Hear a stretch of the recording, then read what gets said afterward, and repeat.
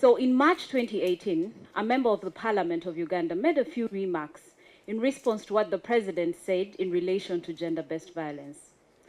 Honorable Twinamasiko Onesimus said, "As a man, you need to beat your wife a little. You need to shake her up and tackle her. You need to streamline her just a little bit, just to help her get into line." So, what did he mean by streamlining? Is there some line where women belong? Is there a certain specific structure within which we must fit? But you see, the comments of Honorable Twinamasiko don't come as a shocker to very many Ugandans. Because according to the Uganda Demographic Health Survey of 2016, did you know that 49% of the women between 15 years and 49 years believe that it is okay for a woman to be battered by her husband? The reasons are what even shock me the most.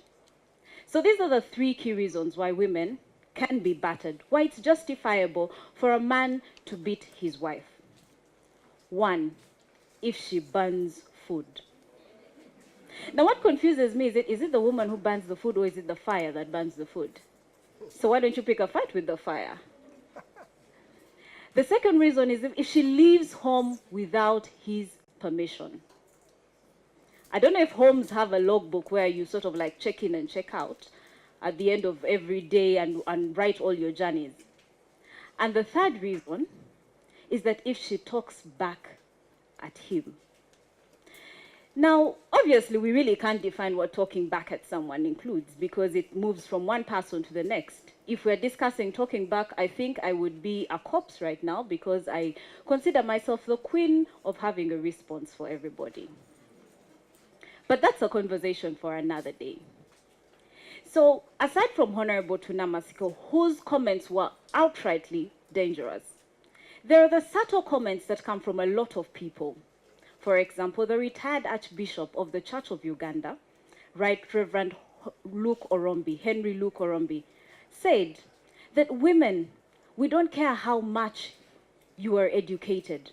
You must always remember your place in a home. As a woman, you must be present for your husband. You must respect him and always know that he has authority over you. Now that's more subtle. It sounds more beautiful and more respectful, and it's more acceptable. He's not saying that you should be beaten up a little bit here and there. He's just saying that tone down a little bit, woman with your university degree. You cannot be everything you want to be. So today I'm here to talk to you about the things that we do, the things that we say, and the system that tells us as women, you must be in a certain space. The system doesn't only ask women to be in a certain space, it puts men at the front line of suffering. I'm here to tell you about the patriarchy and how dismantling the patriarchy is the way we will end gender-based violence. So, back to Honorable Twinamasiko. I think he's going to be famous after this. I believe he should pay me a commission. Yes. So Honorable Twinamasiko's comment comes from a place where violence is a reminder that I have power over you, that I wield the power to put you in a certain place, and you must always remember that. We also have a society where those who wield the power to exert this violence on people do not get punished. They will always be excused. We've had the little comments of, he beat her. Why did she come back late? Where was she? Why did she talk back at him? So all of a sudden, the conversation moves away from the perpetrator to the victim. We also have the interesting incidences of men getting battered in their homes. The conversation no one wants to have, because I am too manly to be beaten up by anybody.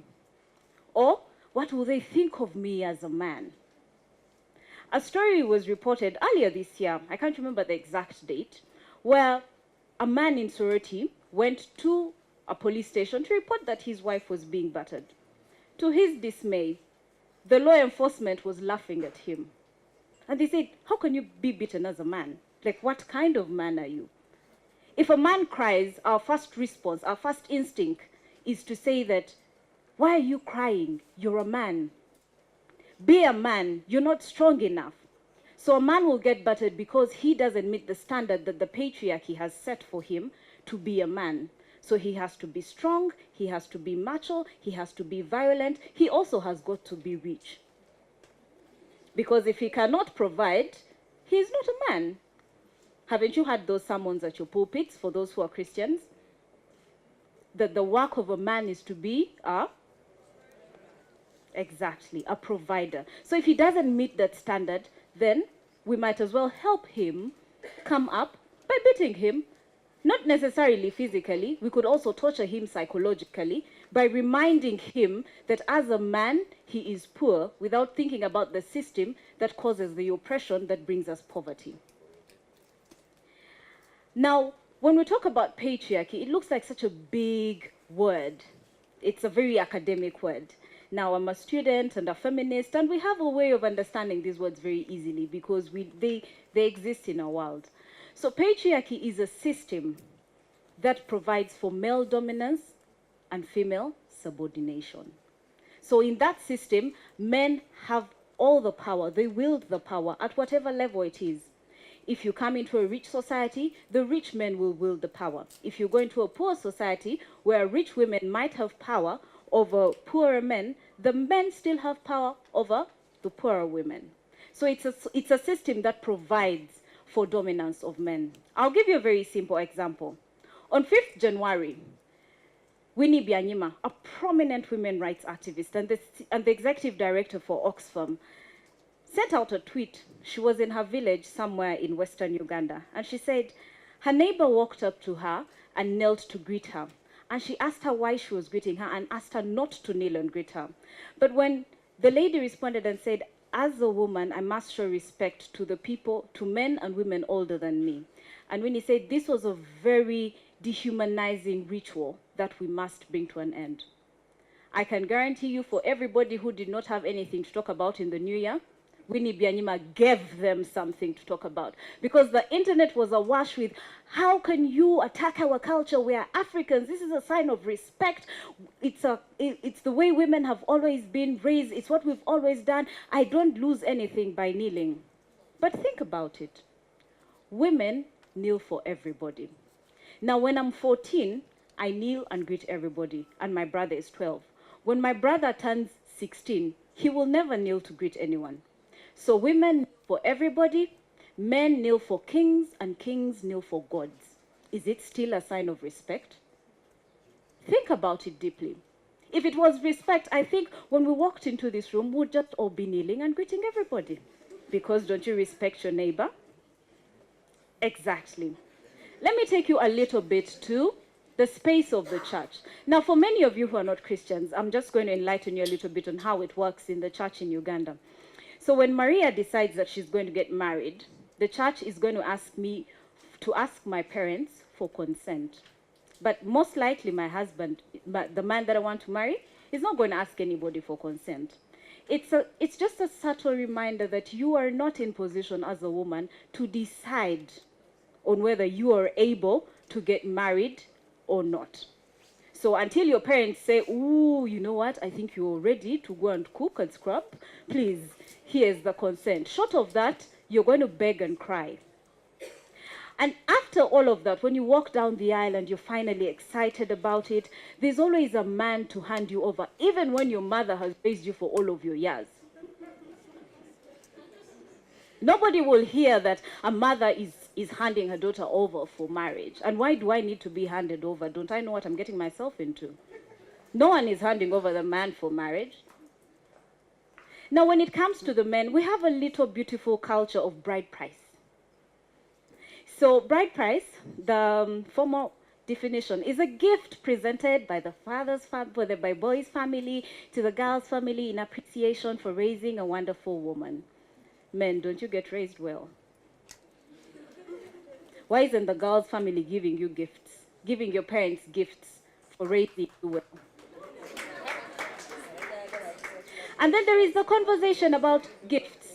Now, I've been through conversations of marriage, And it's not a gift. Don't ever be fooled. It is a negotiation. So someone is buying shoes in the market. The girl's family says, we can afford, this is what we want. The boy's family says, this is what we can afford. So we negotiate, just like how you buy shoes. I have 10,000 shillings. The vendor says 15,000 shillings. We end up at 12,000 shillings. So is it still a gift or is it trade? So women are commodities, lesser beings, again, that can be traded. Now, in this entire system of patriarchy, how does it relate to gender-based violence? This is the relationship. When a man pays bride price for his wife, depending on how much he pays, she is his property. She has no say, she has no place in that marriage. So what is he going to do?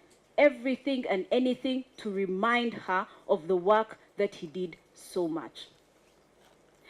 How is it related again to gender-based violence? The words that we use to describe, the words that we use to speak, the words that we use to tell people about women in spaces.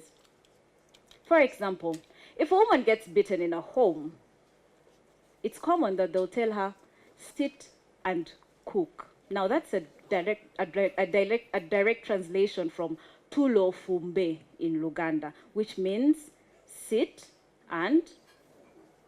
So they will ask her to stay. They will ask her to endure. We were really lucky when Justice Kakuru, in the court case of Kakuru and Mifumi versus the state, when he ruled that the return of bride price is illegal, but he said that he could not make bride price illegal in itself because it was a very important aspect of our culture. You've all heard the whole African culture thing. What is African culture? Are Africans sort of on one line and all of us dance on the thread all the time? No, because there are very, very many matrilineal societies within Africa. So for the patrilineal societies, what is your excuse? Are you rebels? Or do you think that the system is very different? So ultimately, the conversation of culture, when we discuss culture and how it causes gender-based violence, it's in the words that we use. It's in the practices that we have.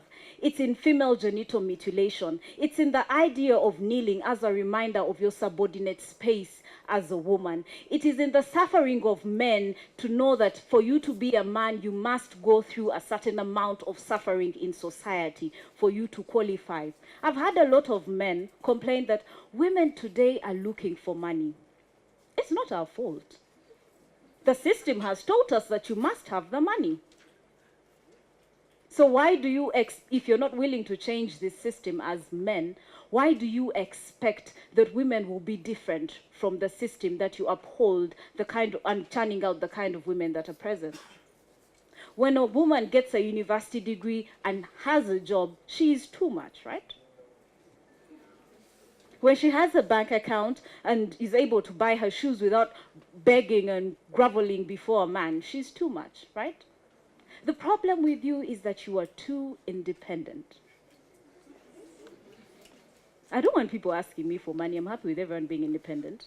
I don't know how people have a problem with that. So for us to ever bring an end to the violence against women, emotional, physical, economic, and psychological violence, the same to the violence against men, we must dismantle the patriarchy. And the beginning point of dismantling the patriarchy is critical thinking. When your children, for parents here, when your children here ask you why, what do you say? If your answer includes things like, because it's what we've always done, because it is what we know, because this is the way it was created, your answers are wrong. You're not encouraging critical thinking. We must challenge a system that's present. When our children ask questions, we must answer. And if we are wrong, we must admit that we are wrong. I stopped kneeling a very long time ago. And I told my mother, who's right here, that if everybody ever asks her why I do not kneel, they should come to me and ask me why I don't kneel. As soon as they declare themselves God, I will be on my knees. Number two, we must encourage transformative education. Our education system is stuck in a place where it teaches certain things. It does not encourage us to ask questions. It does not teach against the system that we are creating. Our argument is that this is the way society has always been. The purpose of education is to create something new. If we do not have an education that's creating new people within society, then we have failed ourselves and we've failed every generation ahead. And finally, we must have radical laws. If we have MPs like Honorable Twinama Siko as legislators in Parliament, we will not have radical laws. The Uganda Law Reform Commission's argument is that we make laws based on what the majority think. The majority is most likely wrong.